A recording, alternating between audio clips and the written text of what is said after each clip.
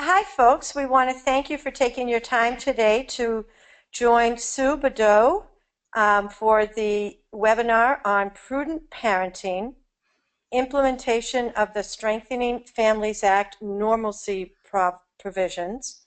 This is Kim Stevens with Advocates for Families First. I'll be your moderator today. Just a few housekeeping things for everyone to understand that you are all in listen-only mode right now. You're all being muted. What we will do is encourage you to please type any questions that you have for Sue as she's doing her presentation in the question box, and I will keep an eye on that. Make sure that I am monitoring so that your questions are going to be answered. Sue has also very generously told us that if there are additional questions or additional information that folks need after the webinar, that she would be happy to help us with getting some of that information to you. The other thing that I wanted to let you know is that one of our partners, Jaya Lent from Generations United, who is based in Washington, D.C., and has been really very central to the work to try to push forward the Families First Preservation Services Act, was going to be doing a brief update for you. We seem to be having some kind of a technical issue with being able to get her voice heard. We've been working on it for a little bit. That's why we're late starting. She is going to send me some bullet points on that update, and I'm going to let Sue just go ahead and start her presentation, and at the end of the presentation, for folks who are still on the line, I'd be happy to do an update on where the Families First Preservation Services Act stands. And with that, Sue, I'm going to ask Jaya, I'm just trying to pop in to see if you can hear me. Jaya, we can hear you. Please. Great. We would love to hear the update. Great. Okay. Thank you.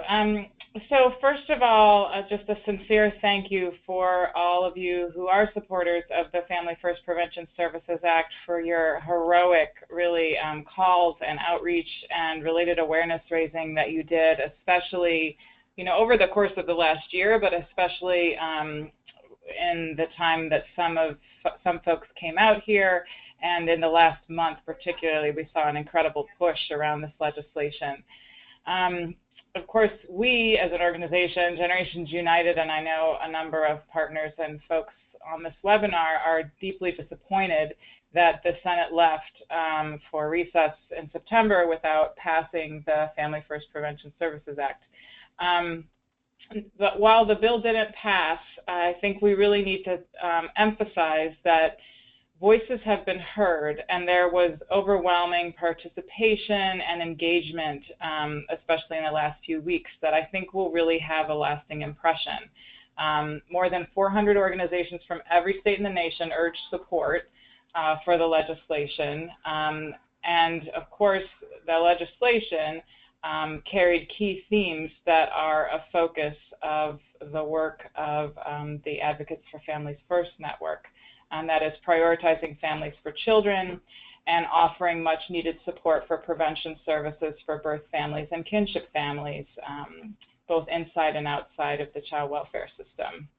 And I really think in addition to that, we saw united voices from individuals and organizations supporting children, youth, and caregivers, birth parents, foster youth, doctors, judges, child welfare agencies, substance abuse treatment programs, and mental health providers, where they really joined together to speak out about the importance of keeping children with family and providing them with quality supports and services that they need. So while the bill has not moved yet, it really, I think, the work, the awareness raising, the education that has been done with members of Congress has set a very, very strong and solid foundation. And I think that Congress will be hard pressed to move another major piece of child welfare legislation that doesn't include strong provisions for prioritizing supports for families. So with that, I just would urge folks not to give up, that it really is a charge to speak louder, to hold members of Congress accountable, to move something major that supports families and prioritize families in a very real way. So those who are active on it, I would encourage folks to take some time to thank any senators if you're aware if your senator was supportive. You're certainly welcome to do that.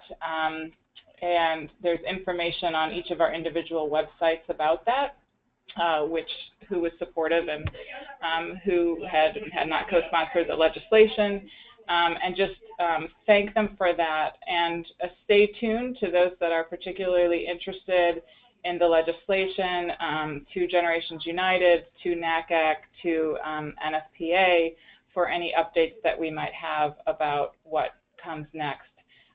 Questions have been raised about, is there any possibility of moving the bill in the lame duck session?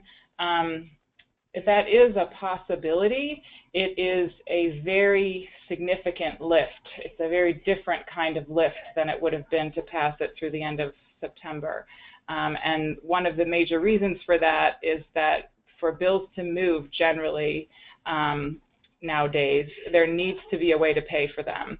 And so $400 million, a major part of the way that this bill would be paid for, is disappearing as of October 1st. So in order to move something in the lame duck session, there's going to need to be an effort to find a way to pay for it. It also, would open it up for a whole new series of conversations about what, could and could not be in the legislation, which, it's just it's a whole new ballgame. So it doesn't mean that nothing can happen. We need to keep raising our voices, but it is a whole new level of activity and action. So I think folks are regrouping and thinking through what the next strategy would be. But right now, it's important to keep the pressure on, saying these children still and families still need support, and the same messages that you all have been raising, because so many folks are raising these key issues without pointing to specific legislation, but just highlighting the need to support families for kids who can't remain with their parents. That message needs to continue to get out there, and is going to be the best and most effective message, no matter what the status is of various legislation. So I'll stop with that update, and I'm happy to take any questions on that if we have time before we move to Sue's presentation. Thank you so much, Jaya. We really appreciate your update. I know a lot of people have been really working hard. I don't see any questions, but as always, the three members, Jean Fiorito, Jaya Lent, Kim Stevens from Advocates from Families First, are always available for you. So thank you, Jaya. And Sue, with that, I'm going to turn it over to you for your presentation. Great, thank you very much, and I hope everyone can hear me. And Jaya, that was great to hear that update. Disappointing, of course, to what the update is, but great to hear your advice around going forward, because it really does, in many ways, relate to the topics I'll be sharing in this webinar on implementing the normalcy provisions of the Act, Strengthening Families Act, around the top concept of prudent parenting. Because really what this is about also is giving every single young person the opportunity to really have the kinds of life experiences that will most enhance their ability to have healthy growth, development, and well-being in the context of being part of a family.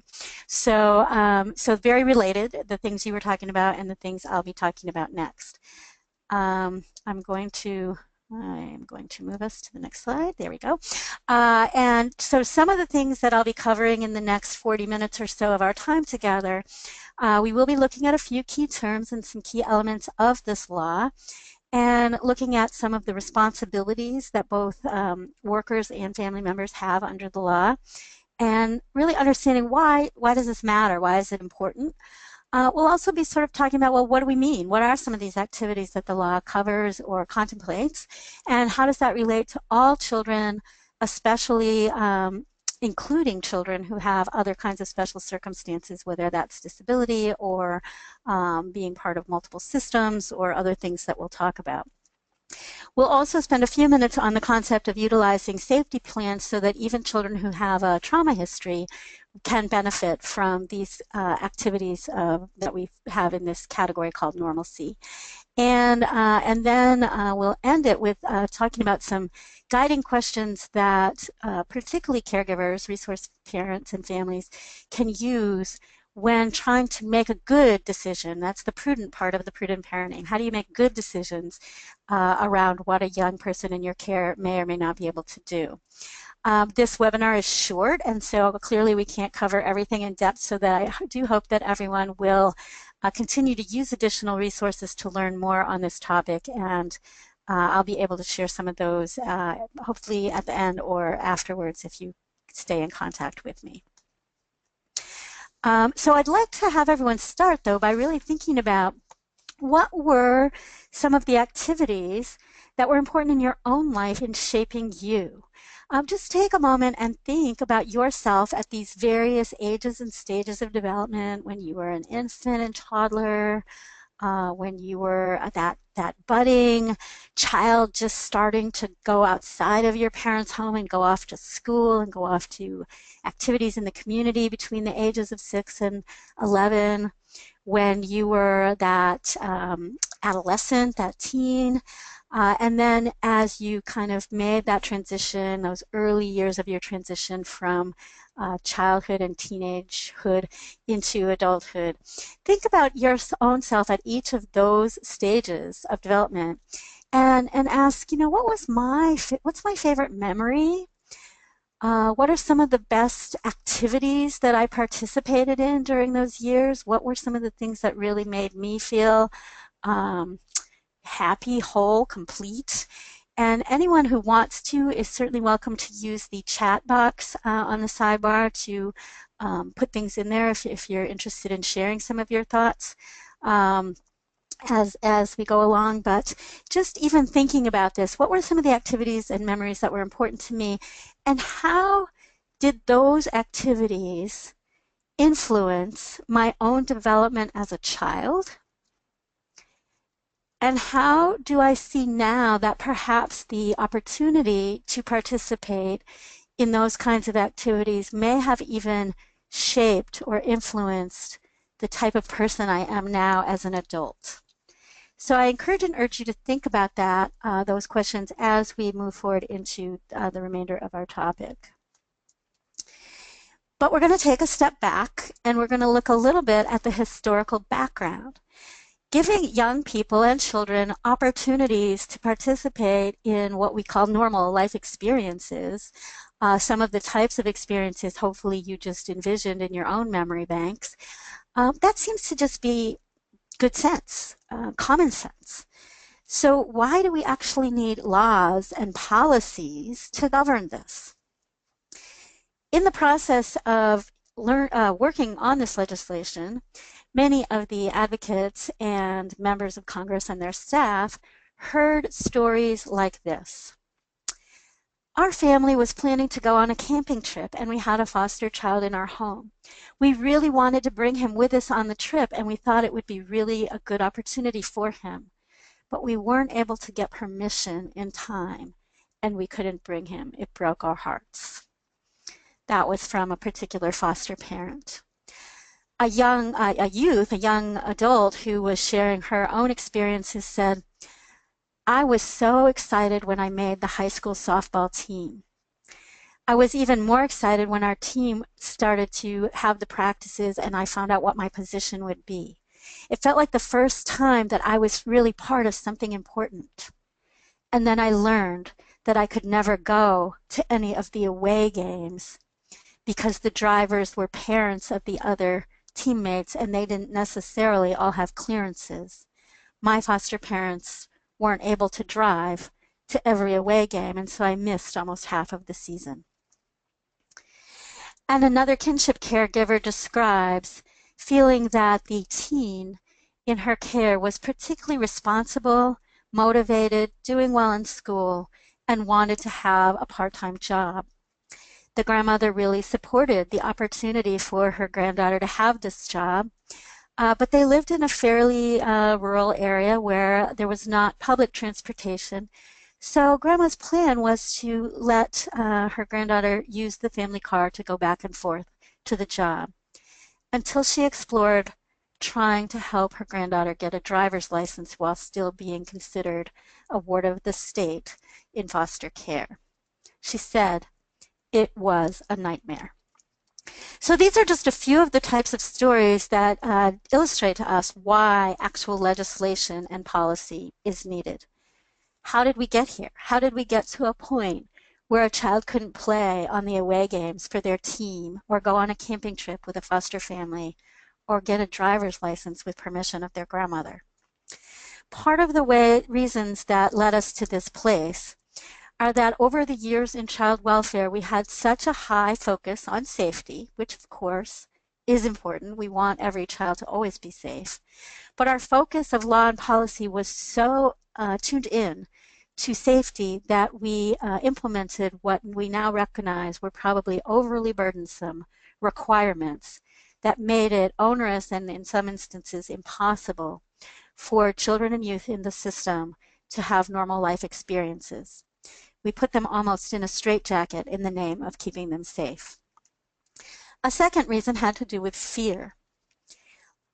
If it's normal to be fearful of not wanting a child to experience more harm or more danger, particularly when they've come from a situation where they've already experienced abuse or neglect.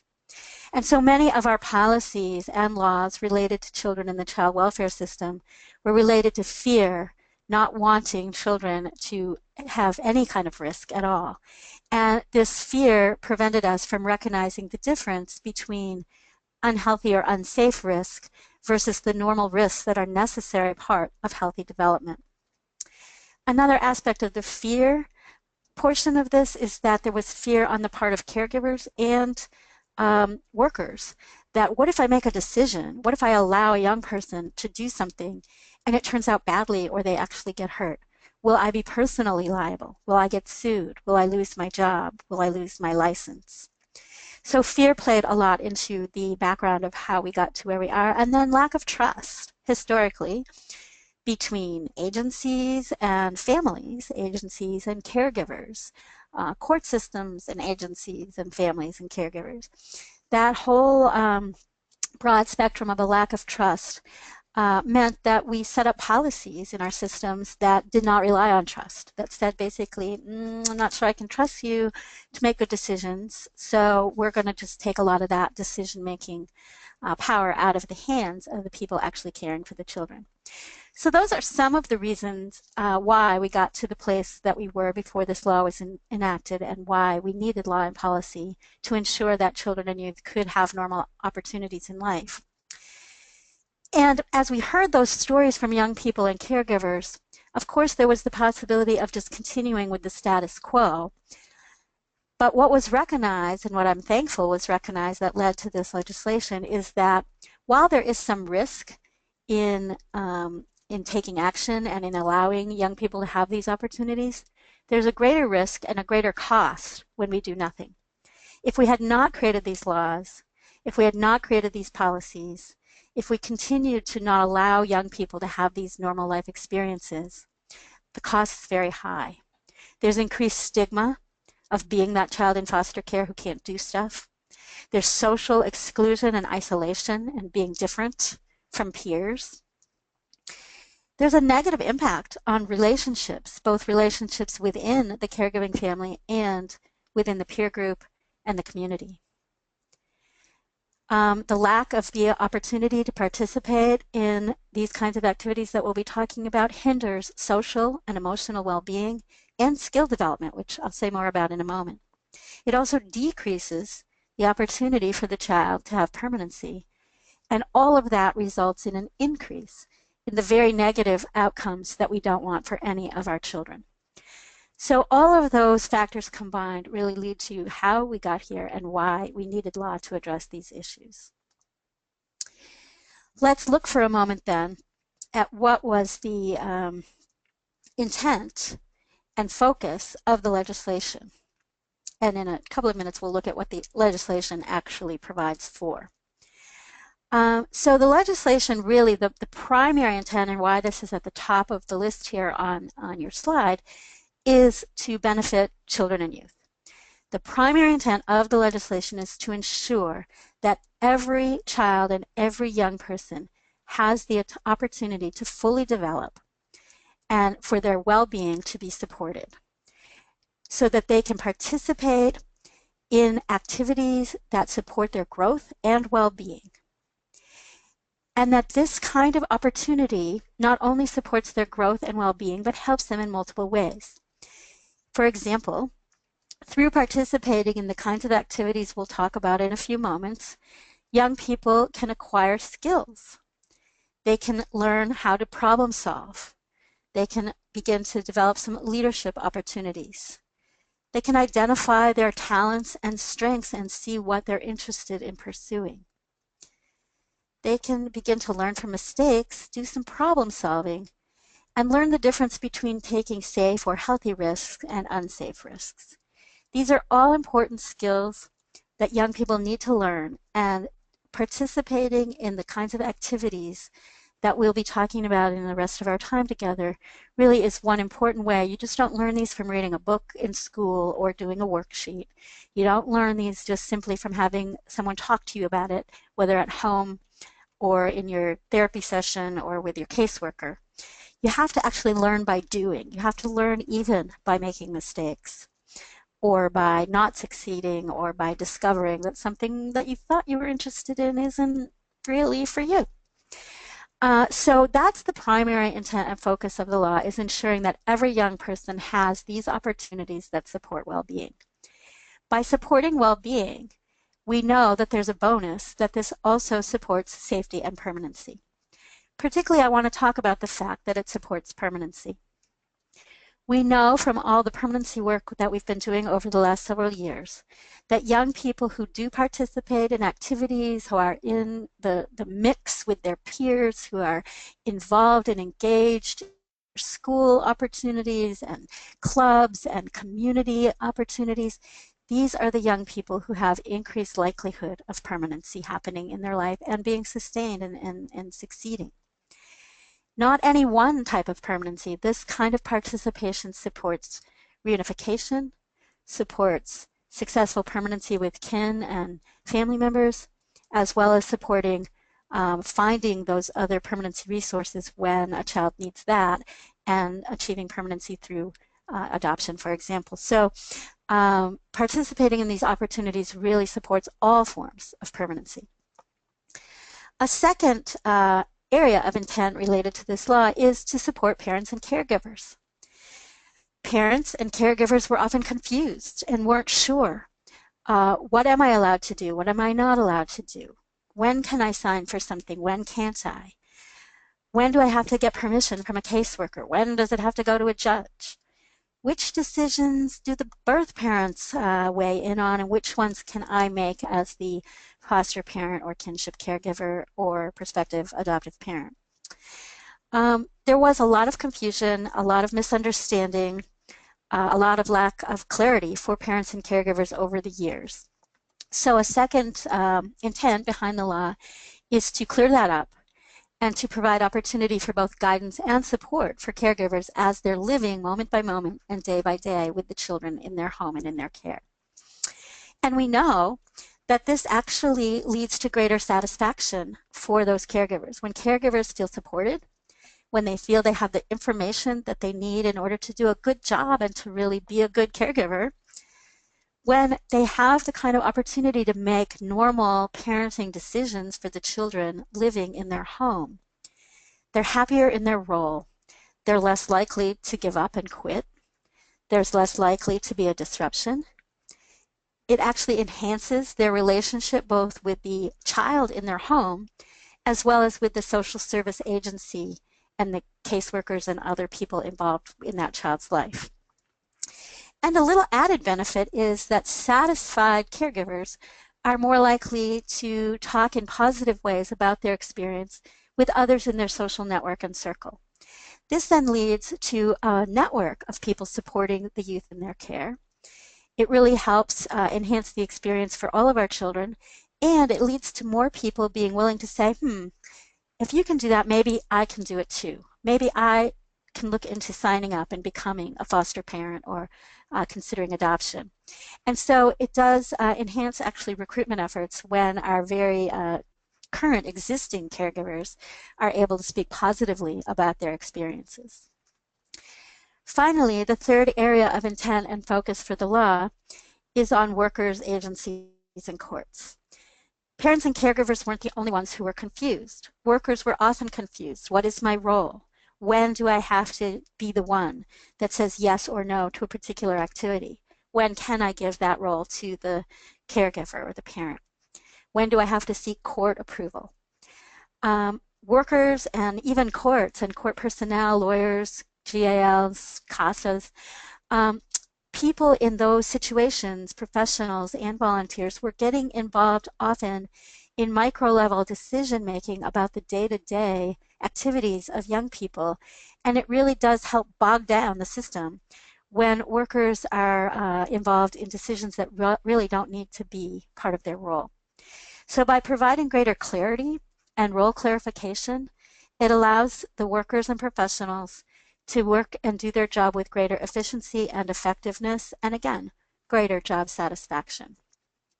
So altogether, these are the areas of both intent and focus of the law.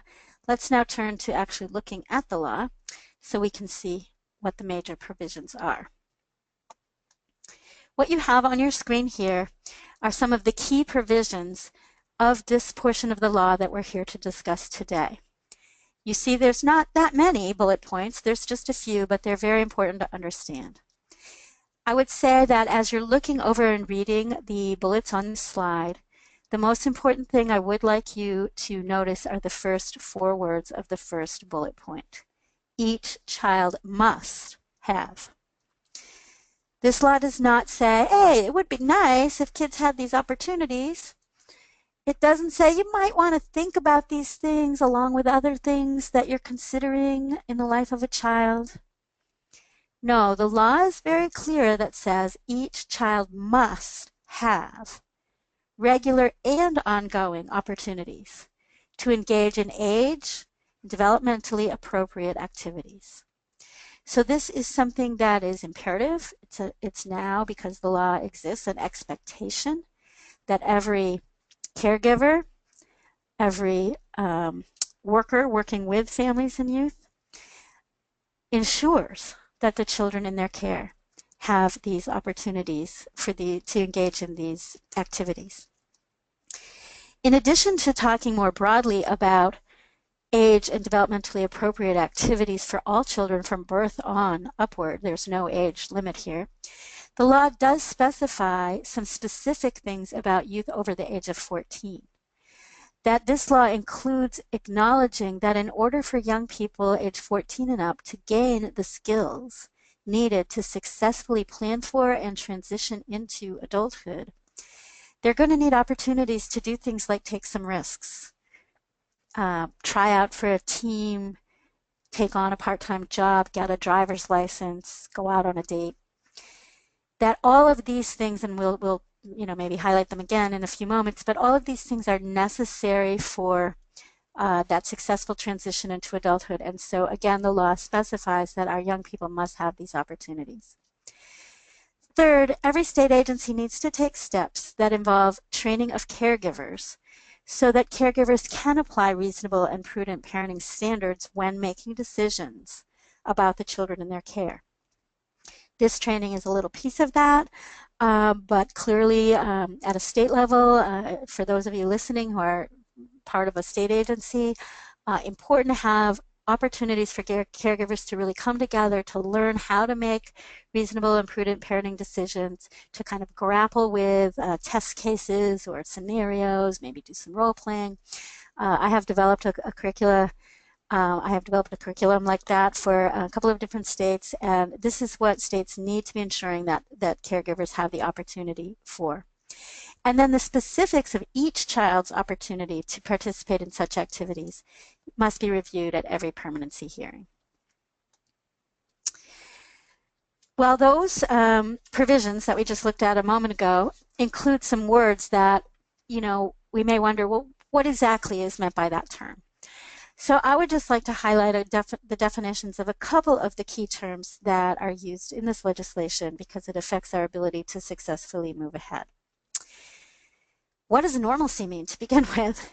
Well, normalcy for young people really does mean the opportunity to participate in age and developmentally appropriate activities and experiences. That's the broad umbrella of what it means to have normal opportunities in your everyday life. Age and developmentally appropriate activities and experiences. Well then, what are those? Now we're going to look in a few minutes at some specific examples, but the broader definition is that age or developmentally appropriate activities includes activities that are generally accepted as suitable for children of a particular chronological age.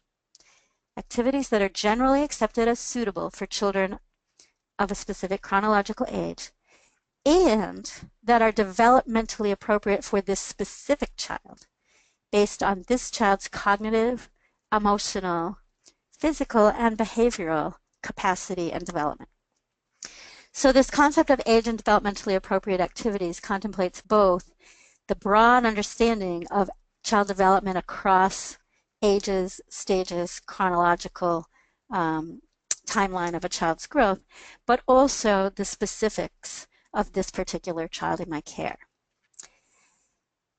What does it mean to be a reasonable and prudent parent? Or, put another way, what is a reasonable and prudent parent standard of decision making? This term has to do with using careful and sensible approaches to making parental decisions.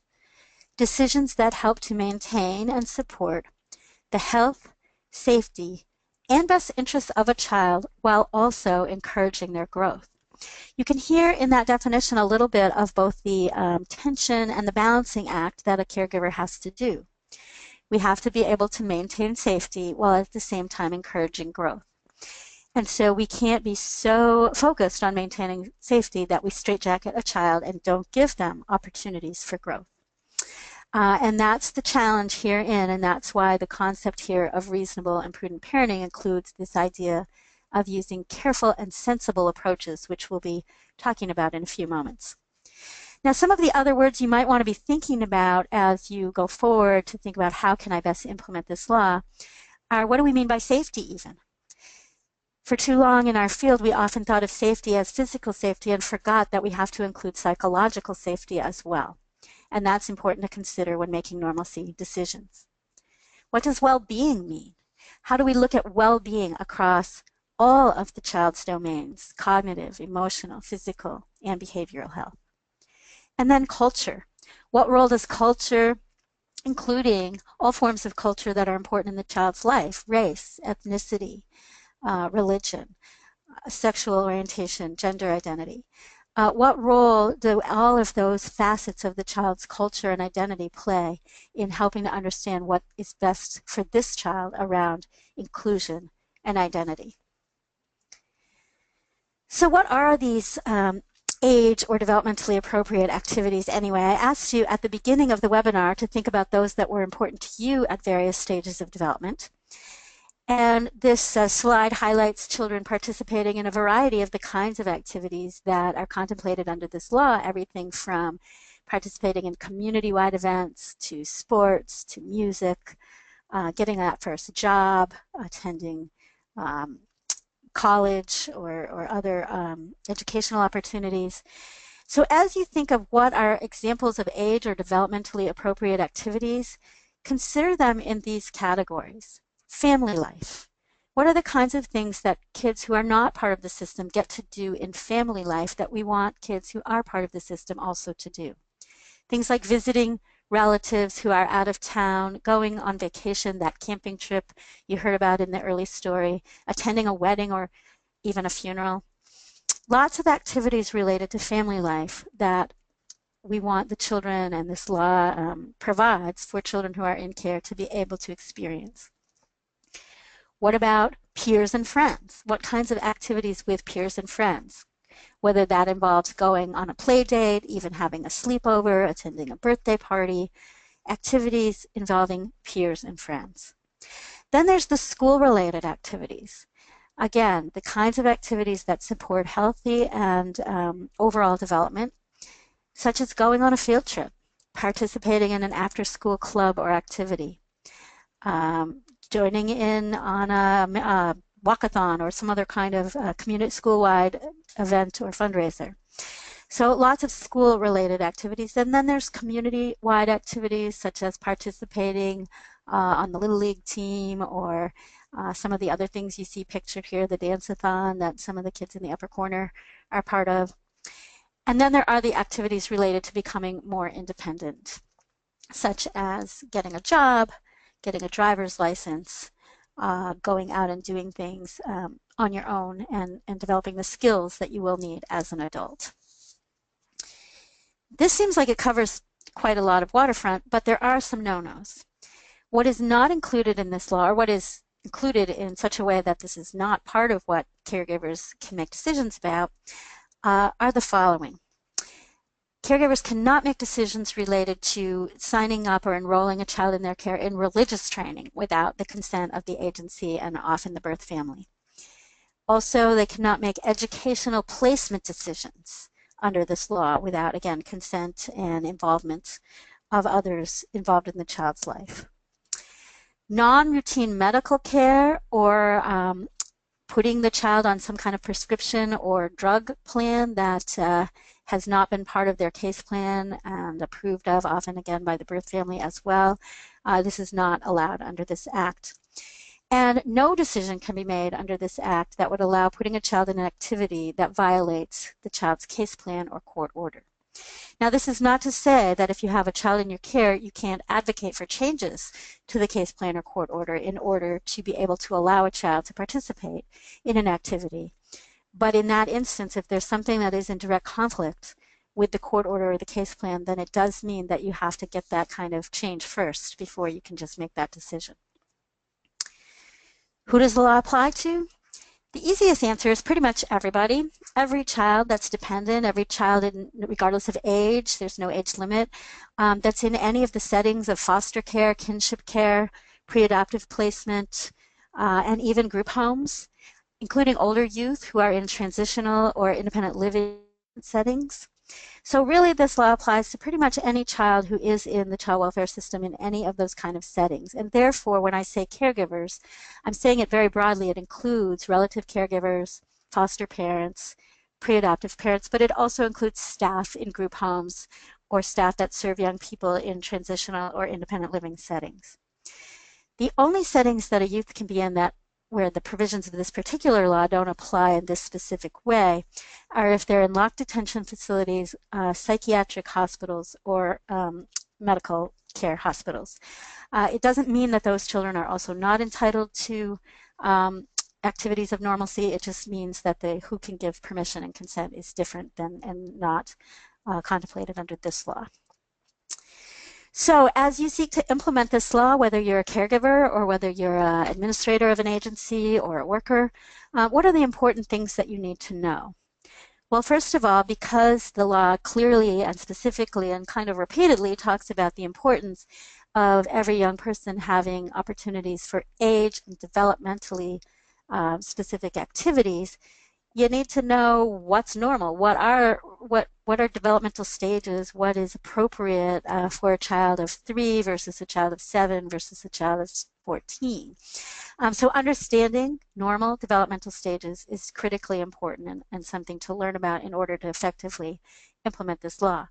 Particularly for teenagers, it's important then to understand adolescent development, the sort of emerging process of youth becoming adults, and that whole role of good risk, healthy risk versus bad risk, and how to help teens take appropriate risks.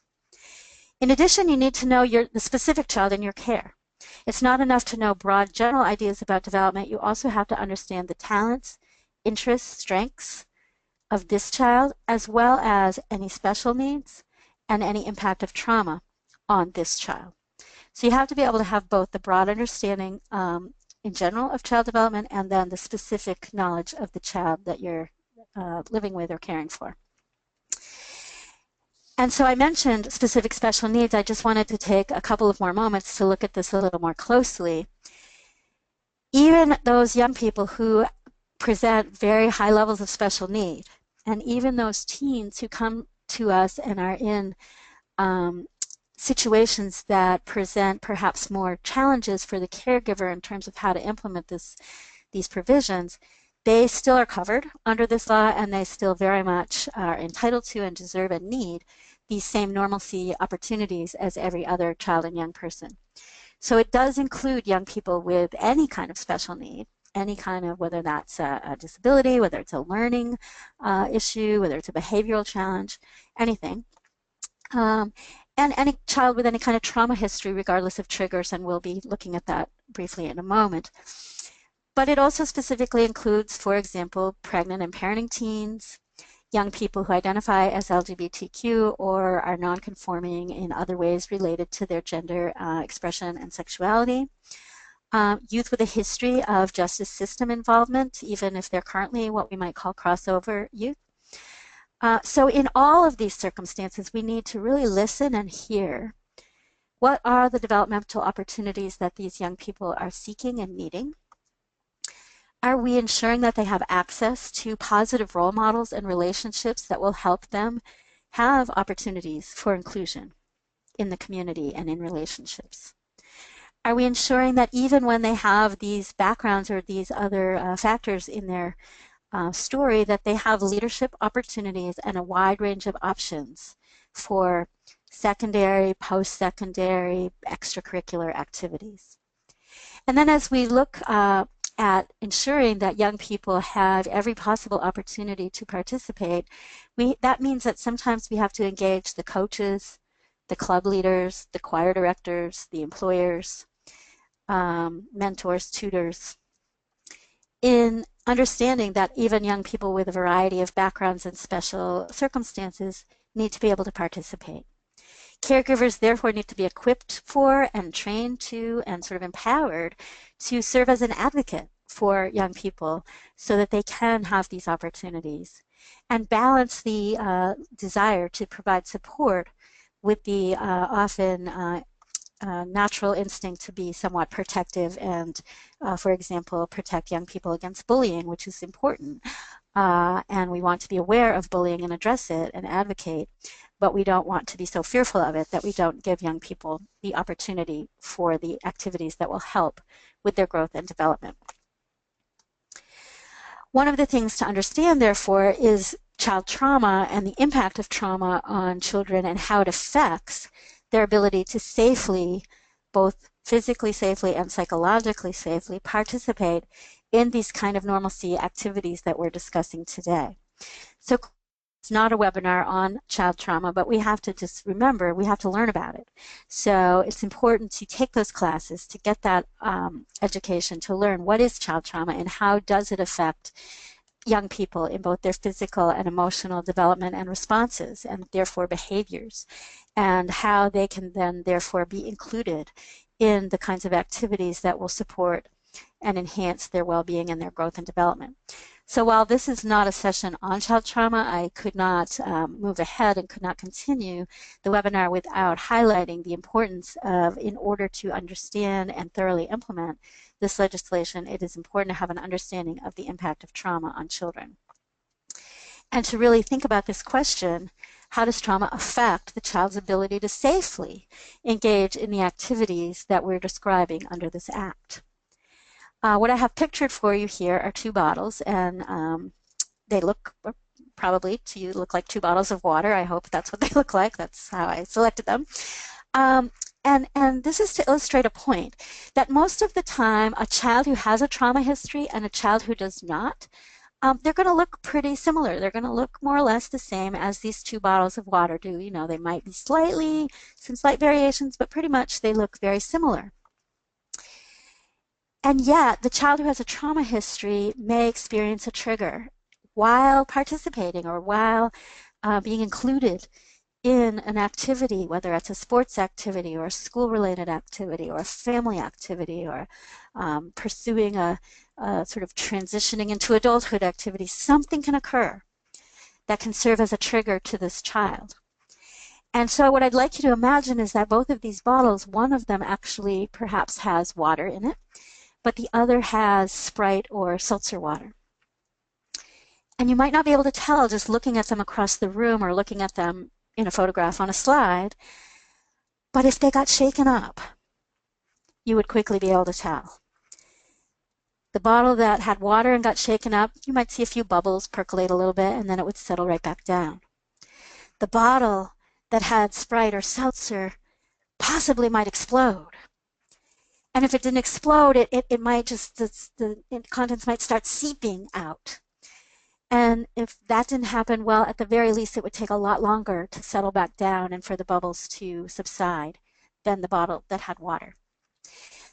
This is just sort of a object lesson type of thing that gives us a visual example of what can happen with children with trauma histories while they're out there in the community participating in the very activities we're talking about today.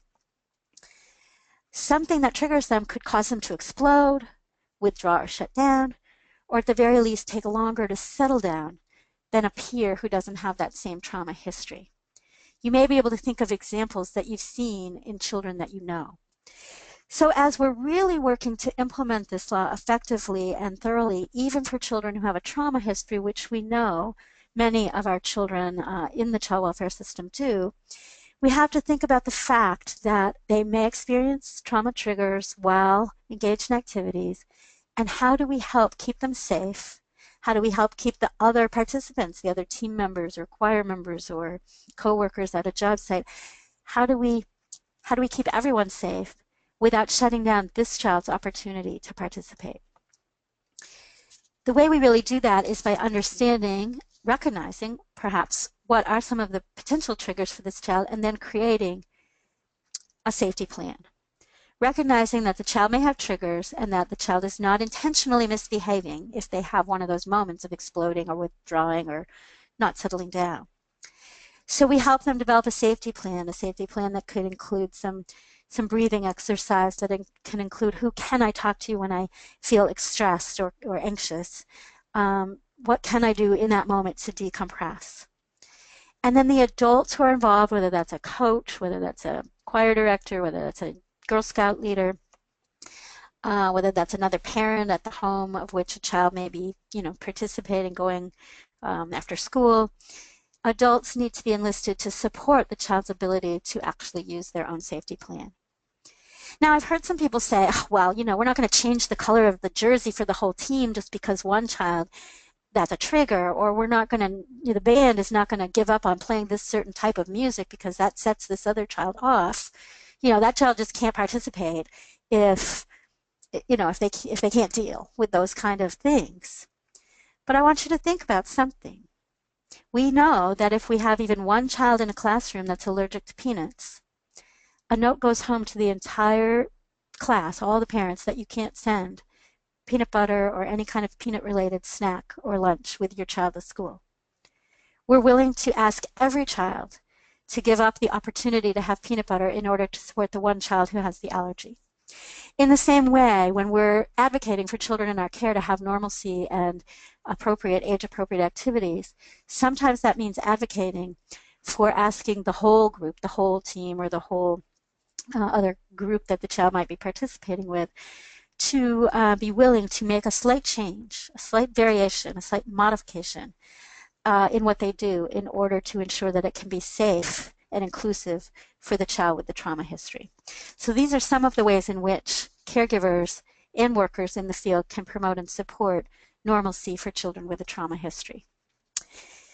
Now, as we get closer to the end of our time together, I want to think about, well, what do we do to put all this together? How do we actually, on the day-to-day basis, make the decisions that are come in front of us when we have a child in our home or in our care?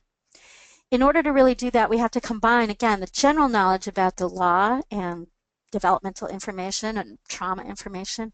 We have to combine those general areas of knowledge with specific information of this child at this time in this place. And so we need to use a decision-making model of some sort to help us to do that. This is one example of such a decision-making model, and this is what it means to have a decision-making model that supports prudent parenting decisions, reasonable and prudent parenting decisions. The model that I'll be sharing with you, I have adapted a little bit from the Marcella Center for Applied Ethics at Santa Clara University, and also from the American Counseling Association. They both have decision-making models that I've relied on as background to help develop the model that I'm putting forward for you today. We should be training caregivers to begin by understanding what's the child asking for. If the child asks, can I go here after school? Can I sign up for this activity? Can I do this? Can I do that? The first thing the caregiver needs to be able to do is recognize what is the request? What's the full scope of the request? Is it a one-time ask? Is it to participate in an ongoing activity? Does the youth understand really what they're asking for and what the activity is? Have they perhaps done it before? Once knowing what the ask is, the next step is to gather information. All the information possible, as specific and thoroughly as possible. When will it take place? Where? Who will be there? Who will be the adults? Who will be the other peers? Are there costs involved? Is this allowed by the case plan? Is it safe? Will the child in my care need any special accommodations in order to participate in this activity? So all of that is part of the information gathering phase. The next stage really is brainstorming. What will it take to reach a good, wise, responsible, best interest of the child decision about this particular activity? And so when brainstorming and considering all the factors, those listed here on this slide are several of the factors to look at. This particular child, age, maturity, etc. The appropriateness of the activity that's being requested. Is it generally appropriate for a child of this age? Is it specifically appropriate for this particular child? Listen for the child's own voice and wishes and ask, will this activity support the child's emotional growth, development, well-being? If it's an older youth, will it support the young person in developing skills needed to transition successfully into adulthood? Does participating in this, again, we talked about perhaps going on a family camping trip or a wedding or visiting an out-of-town relative, going after school to hang out with a friend, going to the mall, as well as more structured activities like clubs or teams or bands or jobs. Will this help the child have the most family-like living experience possible? Also, again, need to look at the risk factors and any special accommodations that will be needed for this child's participation. Once brainstorming, it's important to evaluate all of the options before making a decision. What are the pros and the cons of saying yes or no? What are the short-term and long-term implications for this child? It helps when evaluating options to talk to others, teachers, other parents who have a child in this type of activity. If it is something that doesn't quite conform with the child's case plan or court order, maybe working with the GAL or CASA and caseworker to see if a case plan revision can be worked out. Always and continuously, of course, seeking the youth's input at every step along the way. And just being creative in general about how you approach solving issues like transportation, for example. Ultimately, though, you get to the point where a decision has to be made and you act and you say yes or you say no. Once you've done that, it's important to step back, to see what happens and to reflect a little bit on it. How did it go? Did it work out well? Were there any unforeseen benefits for the child? What about unforeseen challenges? And what can I learn as an adult, as the caregiver or the caseworker or whatever my role is as the adult in this child's life? What did I learn here that I can apply next time something like this comes up? Next time it comes up in the life of this child, as well as in general when I'm making decisions. Now, as we do that reflection, if we do good problem solving and good decision making, we say yes, and we want this child to participate in this activity. Does that guarantee a good outcome? Well, of course, no, it doesn't. There's no guarantees. So sometimes we're going to use the best possible prudent and reasonable parenting decision making approach and not get the best outcome. The child will quote unquote fail or just not do well or not be happy or maybe even have a consequence related to a risk. We need to understand that trying and failing sometimes is an important part of life. And how can we use this as a teaching opportunity? Finally, before we close, I wanted to also say that people are concerned about liability, and so to avoid liability, it's important to keep the reasonable and prudent in the parenting decisions. And so that's why it is important to use the kind of decision-making model that I've presented before you today. It's also important to understand the difference between activities that only require notice to the agency versus those that do require consent. You don't, no longer under the law do you have to get consent of an agency, for example, to take the child with you on that camping trip I mentioned at the beginning of the webinar. But it's a good idea to give notice to the agency and say, hey, we're going to be out of town for a couple of days. Here's where we're going. Don't need consent anymore, but notice is still a good thing. And by keeping the reasonable and prudent in the parenting decisions and giving notice even when consent is not needed is a good way to avoid liability. We are at the end of our time. I don't know if there are any questions. We don't have a lot of time left, but I'm always willing to take them later. So I will wrap up here and turn it back to you, Kim. Sue, thank you. That was just a fantastic presentation. I was on the edge of my seat listening to you. Really helpful guidance and very, very thoughtful, reasonable advice for people. I don't have any questions that have come in. I'm guessing that's because your presentation was so incredibly clear. But I just want to confirm with you. Oh, wait, I have a question coming in. Hang on. Let me open it. One of my caseworkers today just talked about this from one of our listeners, so obviously really timely. I'm hoping that this person and our other attendees will be able to put some of your information to use. One thing I do want to remind everybody of is that you're going to get a link afterwards so that you can listen to this presentation again. One thing that I would encourage you to do is if you can gather together a group of caregivers, kinship, pre-adoptive, or foster caregivers who are struggling with some of these issues. It might be a nice support group meeting that you could play the webinar for folks so that they get a clearer understanding as well. Again, the same person the caseworker was just talking about. I'm happy that it's getting down to us as foster parents. I know my 4 boys are benefiting greatly from a little bit of freedom. And I think all of us caregivers feel the same way when we're able to see our kids just be able to be kids for a change. It's super important. So yes, I'm encouraging you, number one, to share the recording with other folks. Use it as a training tool with other parents, caregivers.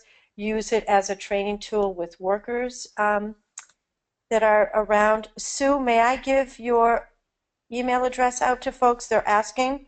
Absolutely. Absolutely. That's why it's on the front slide. It is on the front slide. I thought it was. It's Sue at Sue Badeau. Is that correct? That is. It makes it easy. At SueBadeau.aol? .com for that. .com. .com? Okay. So I'm going to send that to all. So there it is again. You've got it again. Yeah, so thank you so much. Thank you so much. And I'm also encouraging folks to take this information, use it in your own work, use it with your own family. And Sue, I can't say thank you enough. You've just done a great job for us. I think Well, you'll probably be getting a lot of emails and connections from folks that would like to hear more. thanks for the opportunity. Have a great day, everyone. And Sue, I think you have to end